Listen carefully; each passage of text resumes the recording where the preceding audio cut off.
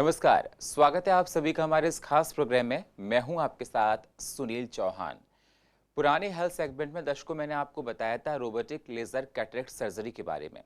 कहते हैं कि मेडिकल में हमेशा इवोल्यूशन होता रहता है और ये बहुत ज़रूरी होता है, क्योंकि समय के हिसाब से अगर बदलाव होगा तो हर बीमारी को हम लोग बहुत अच्छे से ठीक कर सकते हैं। नई नई मेडिसिन्स आती हैं, नई नई सर्जरी करने के तरीके आते हैं, इक्विपमेंट्स आते हैं, बहुत सारी चीज़ें आती हैं। तो रोबोटिक लेज़र कैटरेक्ट सर्जरी में आज हम आपको बताएंगे कि किस प्रकार से और नई नई चीज़ें हैं, क्योंकि फर्स्ट सेगमेंट में हमने बहुत सी महत्वपूर्ण बातें दी थी जिससे लोगों को पता चल सके कि किस प्रकार से इससे उपचार किया जाता है, किस प्रकार से सर्जरी की जाती है, कौन कौन सी बाधाएं जो आती हैं वो खत्म हो जाती हैं। क्योंकि बहुत से लोगों के मन में इस बात को लेकर प्रश्न होता है कि अगर रोबोटिक कैटरेक्ट सर्जरी जो होगी, कहीं ऐसा तो नहीं वो नॉर्मल सर्जरी से डिफरेंसेस हों। और मैं आपको बताऊंगा रोबोटिक लेज़र कैटरेक्ट सर्जरी के कैरेक्टरिस्टिक्स क्या होते हैं, मतलब क्या क्या इंपॉर्टेंस इनकी होती है, जिससे दर्शक इस बात को जान सकें और ये एडवांस ट्रीटमेंट कितना महत्वपूर्ण है। इन सारी बातों पर डिस्कशन करने के लिए हमारे साथ श्री आई सेंटर से डॉक्टर राकेश गुप्ता जी हैं। अभिनंदन है सर। डॉक्टर राकेश गुप्ता जी आपको बताएंगे, लेकिन उससे पहले आप एक छोटी सी रिपोर्ट देखिए।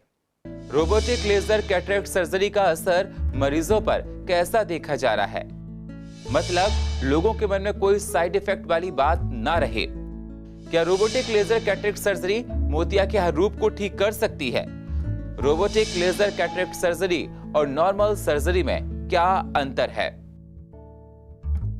फेमटो लेजर मोतियाबिंद की सर्जरी की मॉडर्न तकनीक है। लेजर से सर्जरी करने पर सटीकता बढ़ जाती है और इसके रिजल्ट बेहतर होते हैं। इसमें गलती की संभावनाएं बिल्कुल कम होती हैं। डॉक्टर ने बताया कि computer guided semi robotic blade की फ्री सर्जरी करने में ये तकनीकी काफी कारगर साबित होती है। आजकल इस तकनीक का इस्तेमाल खूब हो रहा है। देश में 100 से ज्यादा ऐसी मशीनें इंस्टॉल हो चुकी हैं। तो किस प्रकार से ऑपरेशन कराएं, क्योंकि देखा जा रहा है इसके फायदे बहुत हैं। अगर आपको जाननी है रोबोटिक लेजर कैटरेक्ट सर्जरी के बारे में महत्वपूर्ण बातें, तो आप जानने के लिए बने रहिए हमारे साथ। हेल्थ डेस्क से सुनील चौहान, CCN न्यूज, दिल्ली।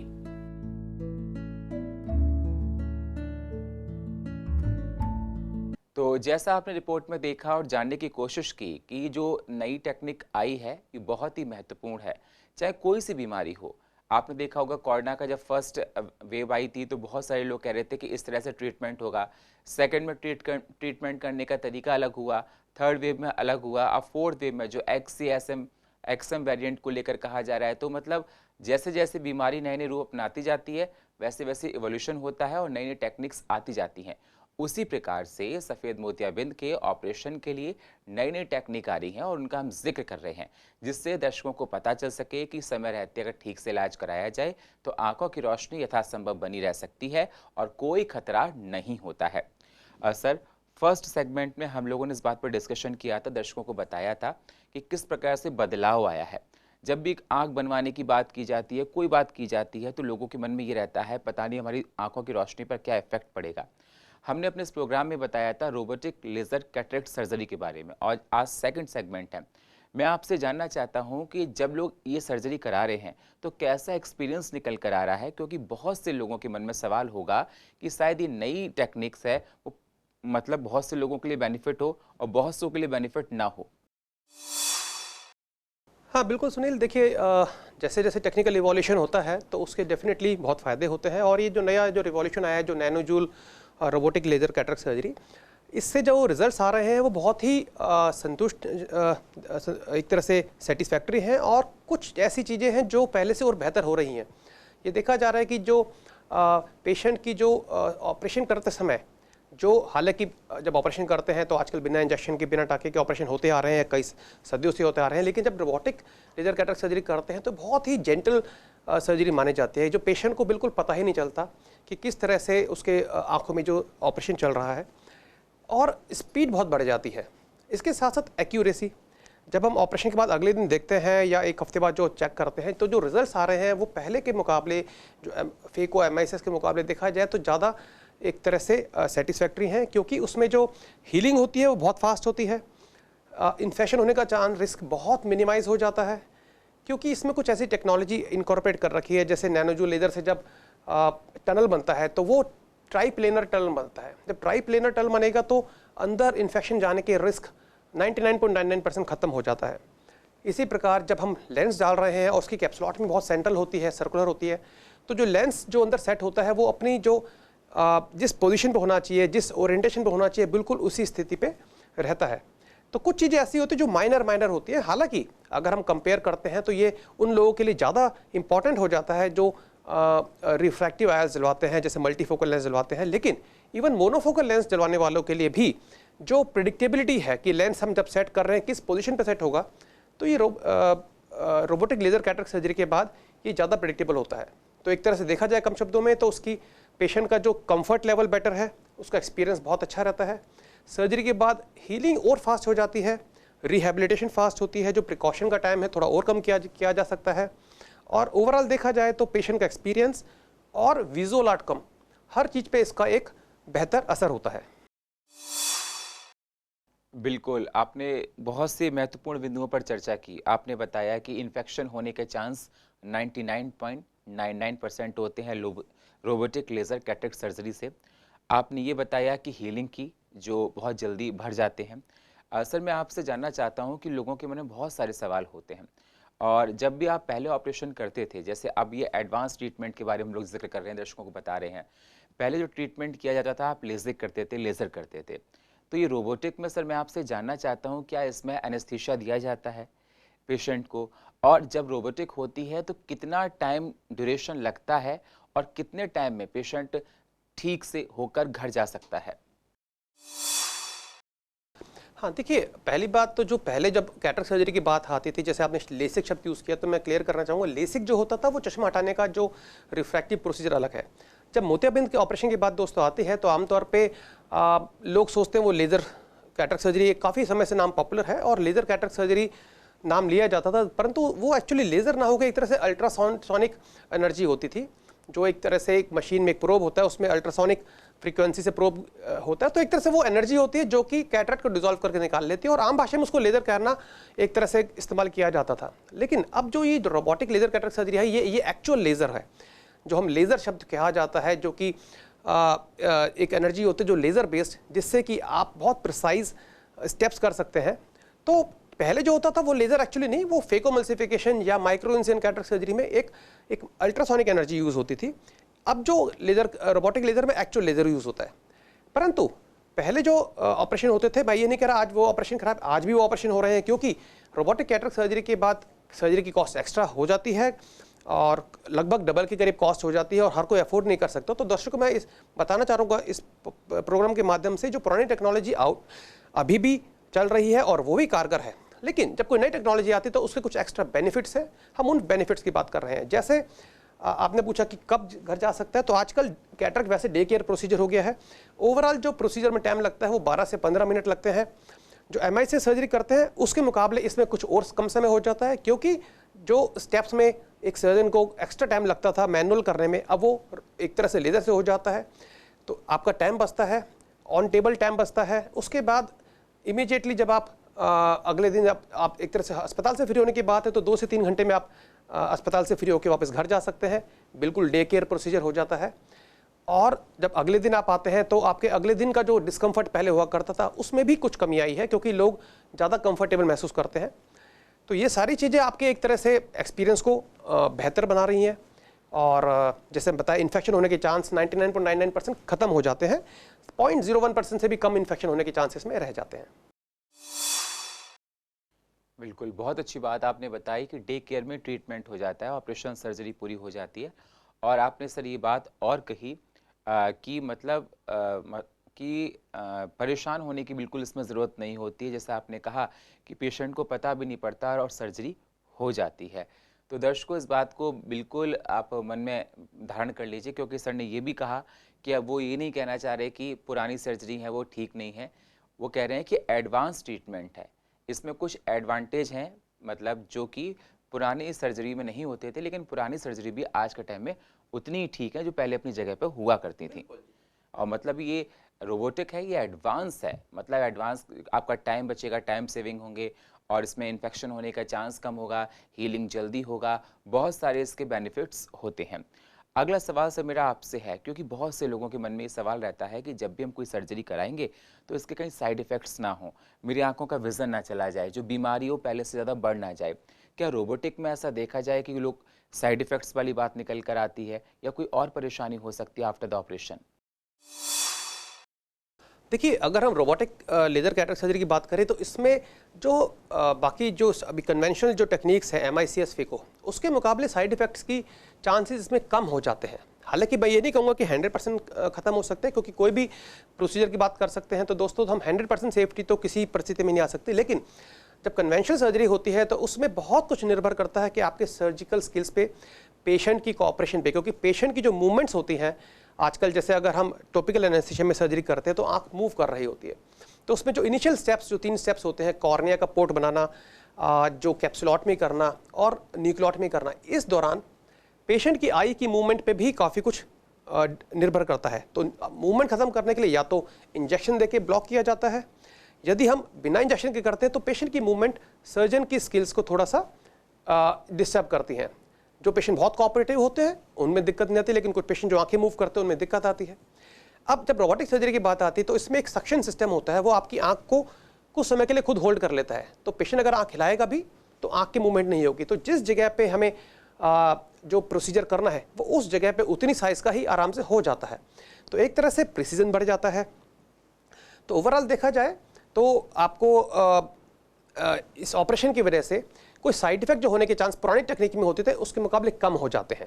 लेकिन हाँ दोस्तों, मैं ये बिल्कुल क्लेम नहीं कर रहा कि आपको किसी तरह की कोई साइड इफेक्ट बिल्कुल नहीं होंगे, क्योंकि जब भी कोई सर्जरी की जाती है तो सर्जरी में जो सर्जन, टेक्नोलॉजी और पेशेंट की जो बॉडी है, उन सबका पेशेंट का जो रिस्पॉन्स होता है, हीलिंग कैपेसिटी, हर चीज़ मिला के अल्टीमेटली रिजल्ट लेके आती है।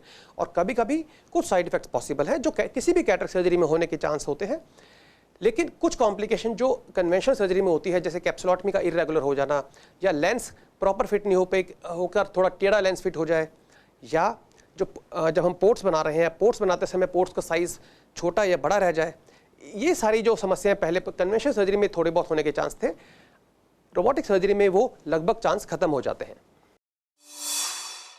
बिल्कुल, मतलब आपने कहा कि वो रोबोटिक है वो हर मायने में बेटर है पुराने से, लेकिन पुरानी अपनी जगह पर है, रोबोटिक का अपना एडवांसमेंट आप बता रहे हैं जिस प्रकार से दर्शकों को है। सर, जब भी आप सफ़ेद मोतिया का चर्चा करते हैं, मोतिया का, पिछले लगभग काफ़ी सालों से मेरे साथ जुड़े हैं, हम लोग डिस्कशन प्रोग्राम को करते हैं, दर्शकों को बताते हैं, जिसमें कैटरेक्ट अलग अलग स्टेज पर अलग अलग पेशेंट के अलग अलग तरीके से आता है।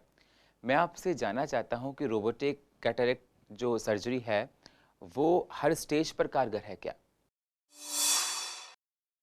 बिल्कुल समित, सुनील, ये जो रोबोटिक कैटरेक्ट सर्जरी है, ये जितना चैलेंजिंग केस हो जाता है उसमें और ज़्यादा कारगर हो जाता है। देखिए, कुछ सिंपल कैटरेक्ट होते हैं, आप बहुत अर्ली स्टेज में कैटरेक्ट हो रहा है, मैं कहूँगा कन्वेंशनल सर्जरी भी अच्छे रिजल्ट देती है, उसमें कोई ऐसी कमी नहीं है। लेकिन जब हम कंपेयर करते हैं रोबोटिक सर्जरी से, तो वो नॉर्मल केसेस में तो हेल्प करता ही है, लेकिन कुछ केसेस जिसमें एक तरह से जो मैच्योर कैटरेक्ट हो जाते हैं, यानी कि हाइपर मैच्योर कैटरेक्ट है, इंट्यूमेशन कैटरेक्ट है।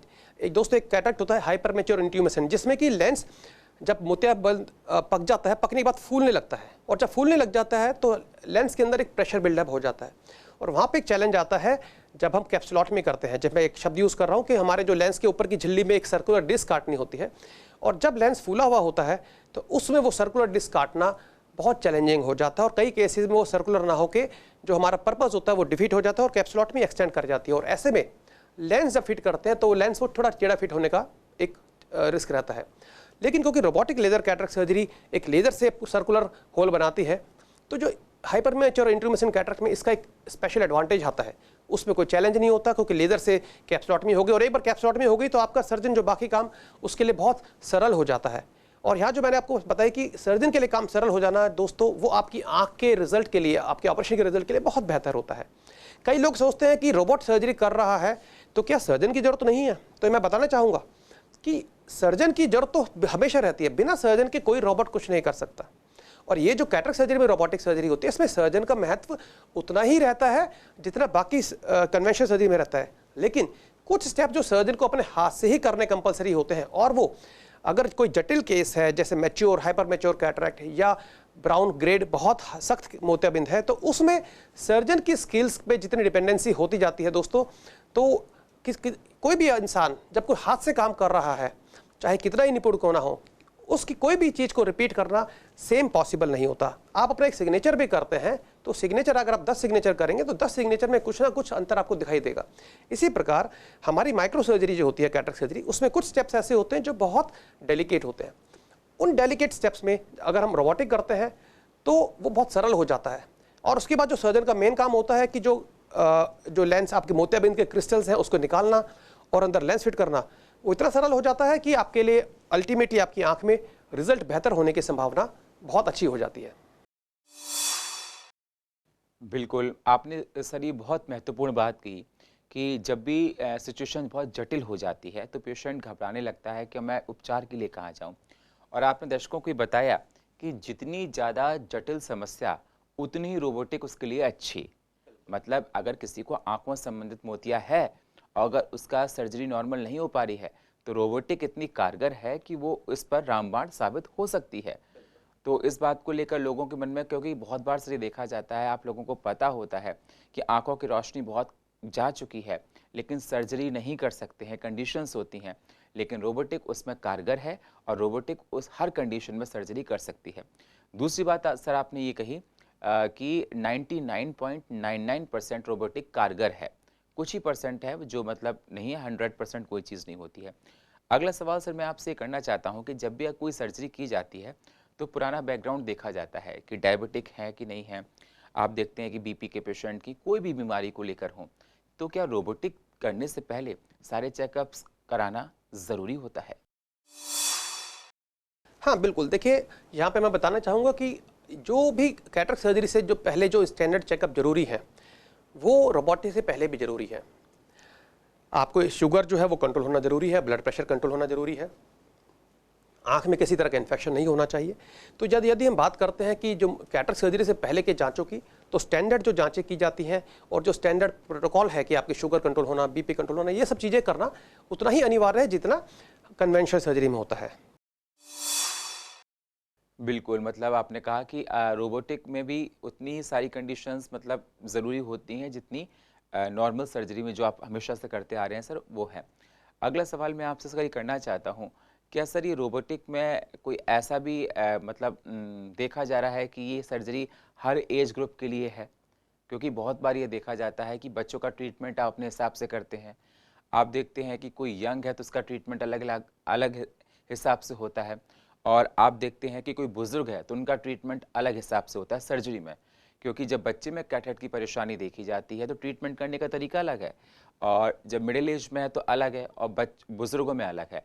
तो रोबोटिक में भी क्या ऐसा है कि हर एज ग्रुप में डिफरेंसेस होते हैं? बहुत अच्छा सवाल सुनील पूछा आपने। देखिए एज वाइज डेफिनेटली कुछ चेंजेस आते हैं, लेकिन अब जैसा हम रोबोटिक कैटरेक्ट सर्जरी की बात कर रहे हैं, तो जैसे हम आपने एग्जांपल दिया बच्चों की आंखों में मोतियाबिंद होता है। जब बच्चों की आंखों में मोतियाबिंद होता है तो अगेन जो एक कैप्सुलोटमी एक स्टेप होता है जिसमें ज़्यादा एक जटिलता आती है एक तरह से उस स्टेप को पूरा करने में। तो जैसे मैंने बताया कि हाइपर मैच्योर कैटरेक्ट हो चुका होता है, उसमें भी दिक्कत आती है। इसी प्रकार जो बच्चों के जो मोतियाबिंद होता है उसमें भी कैप्सुलोटमी करना एक चैलेंज होता है, क्योंकि उनका जो कैप्सूल यंग एज में कैप्सूल बहुत फ्लेक्सिबल होता है, तो उसकी जो टीयरिंग कैपेसिटी कम हो जाती है। तो ऐसे में भी अगेन एक चैलेंज आता है। तो अगर रोबोटिक करते हैं तो उससे जो कैप्सुलोटमी है बहुत सेंट्रल और कंट्रोल्ड वे में हो जाती है, बनिस्बत जो हम स्टैंडर्ड कन्वेंशनल सर्जरी करते हैं, मैनुअल कैप्सुलोटमी करते हैं, तो उसमें उसकी शेप को और सेंट्रेशन को कंट्रोल करना थोड़ा सा एक तरह से मुश्किल हो जाता है। और हर पेशेंट में, हर बच्चे में जब कैप्सुलोटमी की बात आएगी तो शेप और सेंट्रेशन अलग अलग तरह का हो सकता है। रोबोटिक की बात आती है तो क्योंकि उसमें सॉफ्टवेयर बेस्ड डिजिटल इमेजिंग के साथ ओसीटी इमेजिंग यूज़ होती है, तो उसमें ये किसी भी तरह की चैलेंज नहीं आता है। जहाँ तक बात है ऐसी ओल्ड एज के साथ साथ बच्चों में भी, तो केवल एनर्जी का हमें फ़र्क करना पड़ता है, क्योंकि इसमें एनर्जी को कैलिब्रेट करना आसान होता है। नैनोजूल फेमटो लेजर जब कैटरेक्ट होता है तो उसमें एनर्जी का सॉफ्टवेयर में कैलकुलेट किया जाता है कि कितना है, 100 यूनिट्स है, 120 यूनिट्स है, 140 यूनिट्स है। तो पेशेंट की टिश्यू को देखते हुए, एज को देखते हुए और लेंस के हार्डनेस को देखते हुए हम एनर्जी को वेरिएट कर सकते हैं और उस हिसाब से सर्जरी की सेफ्टी को भी मेंटेन कर सकते हैं और एफिकेसी को भी मेंटेन कर सकते हैं। बिल्कुल, आपने कहा एफिकेसी मेंटेन हो सकती है अगर देखा जाए ठीक से ट्रीटमेंट किया जाए। बहुत बहुत शुक्रिया डॉक्टर राकेश गुप्ता जी, आपने सेकंड पार्ट में भी दर्शकों को बहुत महत्वपूर्ण बातें बताई, जो नई टेक्निक आई है रोबोटिक इसको लेकर, और सफ़ेद मोतियाबिंद कैटरेक्ट का ऑपरेशन करने के लिए बहुत कारगर है, एडवांस ट्रीटमेंट है। आपने बताया कि एवोल्यूशन हर बीमारी में होता है, हर टेक्निक में होता है, उसके बारे में जिक्र करके बताया। चलते चलते अगर आप दर्शकों से कुछ कहना चाहते हैं सर, तो आप कह सकते हैं। देखिए दर्शकों, मैं आपको बताना चाहूँगा कि नई टेक्नोलॉजी आती है, हमारा एक दायित्व बनता है कि आपको उस टेक्नोलॉजी के बारे में समझाया जाए। यहाँ मैं एक बात फिर एक डिस्क्लेमर देना चाहूँगा कि रोबोटिक कैटरेक्ट सर्जरी एक एडवांस सर्जरी है जिसके बहुत सारे फ़ायदे हैं, परंतु क्योंकि टेक्नोलॉजी है जो एक्सपेंसिव है, ये इससे आपके ऑपरेशन का खर्चा बढ़ भी जाता है। यहाँ ये मत समझिएगा कि जो standard surgery microincision incision cataract surgery या फेकोएमल्सिफिकेशन है वो अब नहीं होती है। उन सर्जरी का आज भी अपना पूरा महत्व है, क्योंकि आपकी सर्जरी की कॉस्ट को थोड़ा कम जरूर रखती है वो, साथ साथ वो रिजल्ट अपनी जगह पूरे देती है।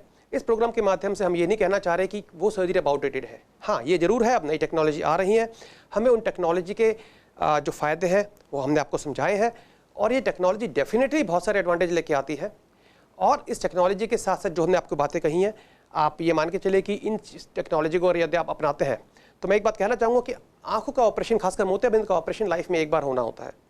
उस एक बार ऑपरेशन होने के लिए यदि आपको लगता है कि आप बेस्ट रिजल्ट चाहते हैं, तो जरूर ऐसी टेक्नोलॉजी को अडॉप्ट करना चाहिए, वरना जो कन्वेंशनल कैटरेक्ट सर्जरी है वो भी कारगर है, वो भी की जा रही है, मैं अभी भी करता हूँ, और किसी तरह की उसमें ऐसी एक्स्ट्रा परेशानी नहीं है। तो देखा आपने, डॉक्टर राकेश गुप्ता जी ने बताया रोबोटिक लेजर कैटरेक्ट सर्जरी के बारे में। आज सेकंड एपिसोड था, पुराने में हमने दर्शकों को बहुत महत्वपूर्ण बातें बताई थी, और इस प्रोग्राम के माध्यम से लोगों को पता पड़ेगा किस प्रकार से एडवांस ट्रीटमेंट होता है, क्योंकि बहुत से लोगों के मन में दुविधाएं रहती हैं कि अब मेरा मोतिया पक चुका है, अब शायद ऑपरेशन ना हो पाए, तो इसलिए हमने इस प्रोग्राम को बनाया और आप लोगों को समझाया कि किस प्रकार से समय रहते इलाज करा लो तो ठीक है, और रोबोटिक लेजर कैटरेक्ट सर्जरी मोतियाबिंद के हर रूप में कारगर है। और फिलहाल हमारे इस खास प्रोग्राम में इतना ही। बाकी खबरों के लिए आप बने रहिए CCN के साथ। तब तक के लिए नमस्कार।